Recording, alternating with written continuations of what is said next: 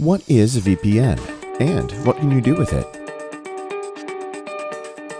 A VPN is a power tool for your devices that enhances the internet. With it, you can do three really cool things. 1. Watch movies and TV from any of your devices, fast and securely. 2. You can use parts of the internet that are blocked in certain countries. 3. You can keep your internet traffic private even when you're on an unsecured public network. So what is VPN, and how does it do all of that? VPN means Virtual Private Network. ExpressVPN's network has servers in more than 100 locations around the world.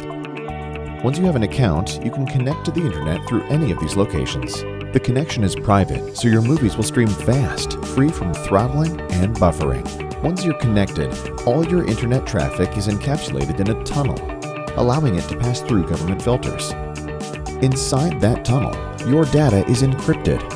No one can see it but you and the people you send it to. Not even your internet service provider. In other words, VPN makes the internet how it should be: free, open, and private. Using a VPN isn't complicated. In fact, it's as easy as downloading an app for your computer or mobile device. You'll wonder how you ever use the internet without it.